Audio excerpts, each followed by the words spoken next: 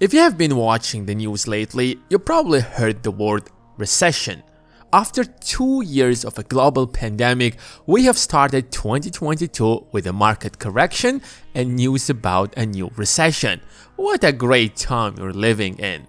On top of that, inflation hit a new record of 7.5%.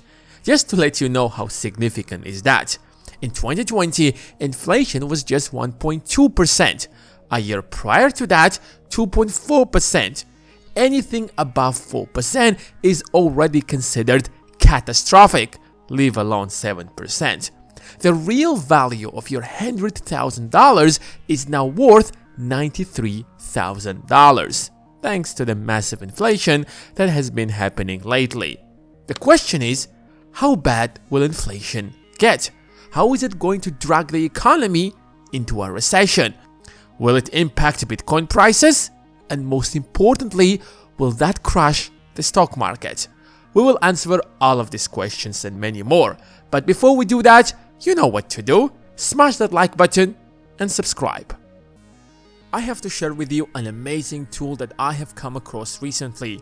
What is the best way to save money? You might say cutting your $5 morning coffee, or taking the public transport, or cooking at home. But what if I told you that you can save a fortune without denying yourself all of these pleasures? By improving your credit score. Because when you're out there, for example, trying to get a mortgage, a higher credit score means a lower mortgage rate. A single percentage can save you dozens of thousands of dollars. That's why I use a credit card to raise my credit score. But I hate credit cards because if you miss a single payment, you will be charged unbelievable high interest. That's where today's video sponsor comes in. Extra is a debit card that builds your credit and earns rewards points just like a credit card. When you connect Extra to your existing bank account, you swipe your card and Extra spots you for everyday purchases, and then Extra auto-pays themselves back from your connected bank balance the next business day. At the end of the month, all payments are tallied up and reported to credit bureaus. You will not only build your credit score, but also earn up to 1% in points for everyday purchases like ride shares, coffees, and your phone bills. Sign up for Extra with the link in my description and start building your credit with a debit card. Yes, a debit card. What we have to understand is what exactly causes a recession. A recession is simply a slowdown in economic activity. It was clear why we went into a recession during the pandemic, because everyone was sitting at home. But why are we about to have a recession when we are getting out of the pandemic? Shouldn't the economy start growing? The answer is pretty straightforward and simple. A recession happens whenever there is a mismatch between demand and supply. Think for a moment. High inflation increases prices, which leads to less demand. In these circumstances, the Fed usually lowers interest rates or buys government bonds to flood the market with cheap money to stimulate demand. However, interest rates are already at nearly 0% and have been in the last 2 years, and the Fed has been purchasing bonds since then at an alarming rate, so it ran out of that option. In fact, it was one of the reasons that caused inflation in the first place. But that's not the only option the Fed has at its disposal. The other option is to increase interest rates, and prices will stop rising so fast. However, it has its own risks. Less money will be flowing into the economy since companies will not be able to borrow as much as they do now. They will have to cut spending, which will result in higher unemployment, which will result in less demand, which will probably lower inflation. But that will lead to a recession. That is why the Fed doesn't want to raise rates. They are doing everything they can to stop inflation without raising rates.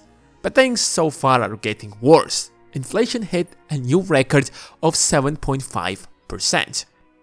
In the last 2 years, we should have fixed the global supply chain, but we didn't, and we are far behind the schedule. An increase in interest rates will make that process much slower.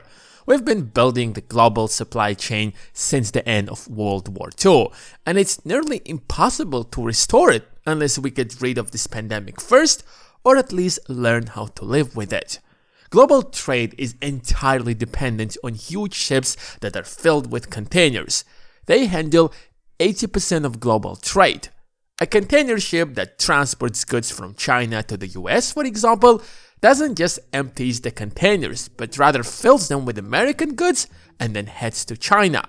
But because of the pandemic, 60% of these containers are left empty on the ports of the US because there are not enough goods to fill them.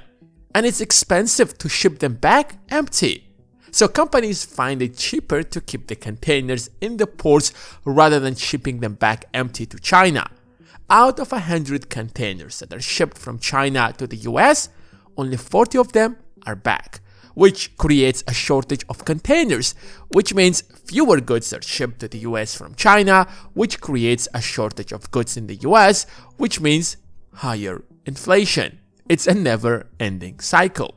The only way to solve this problem is either by solving the global supply chain or significantly reducing the demand, which can cause a recession, as we have discussed earlier. So we are left with just one option. When the rates are raised, this problem will take us much longer to solve, since businesses will be able to borrow less money, which means they will have fewer resources to spend to fix the supply chain. That is why the Fed doesn't want to raise rates. When the economy is too dependent on debt as it has been in the last 2 years, what happens when that debt is no longer available? I will leave that for you to answer. Even if we end up solving the problem, a lockdown in one of the major manufacturing cities in China, for example, or the US, or any other major city can bring everything to square one. Recessions don't happen overnight. It's a slow process. But a recession isn't really the worst case scenario. Stagflation is a possibility if the Fed mismanages the crisis. Stagflation is when the inflation rate is high, the economic growth slows, and unemployment remains steadily high.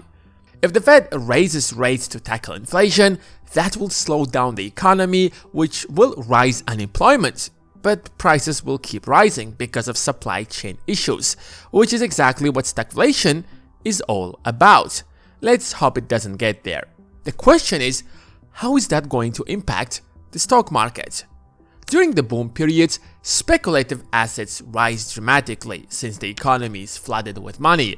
That is why tech stocks and crypto have been booming in the last 2 years. But the exact opposite happens during recessions.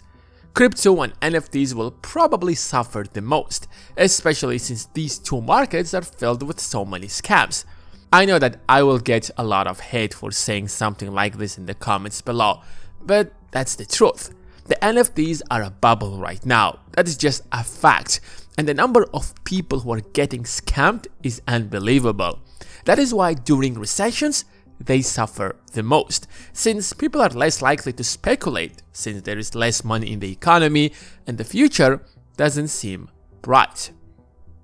At the same time, the fear of a recession can become a self-fulfilling prophecy, since that can push people to stop spending, which will cause the exact same effect. That is what the Fed is afraid the most. However, companies that provide basic services are usually recession-proof, such as healthcare companies. It doesn't matter whether it's a recession or not. If you have to see your doctor, you will go and see your doctor. Regardless of the recession, you have to put food on the table. So companies such as Kroger, PepsiCo, or Procter & Gamble will most likely keep rising. The big question is, how should you prepare for the next recession? The answer is a bit complicated because every recession is unique and the future is very unpredictable. First of all, we have no idea when will supply chain issues be solved, so we have no idea when inflation will be fixed. Secondly, we have no idea how the Fed is going to react, how many points will it raise the interest rates, and whether the pandemic will be over by the end of the year. But it's really important to have cash because during recessions, businesses suffer and many of them go bankrupt. A recession is an excellent opportunity to find a good deal. I'm not saying you should sell your stocks, nor am I telling you to do anything. This is not financial advice, by the way. But the truth is that a recession doesn't necessarily mean bad news for the stock market. A recession is a 2 consecutive quarterly decline in the economy, as measured in GDP. But the economy isn't really the stock market, so things might not turn as bad as we might expect. But only time will tell. Even if you have invested in S&P 500 at the worst possible moment in 2007, for example, the market's peak before the financial crisis began, you would have achieved an 8.4% annualized return in the last 13 years.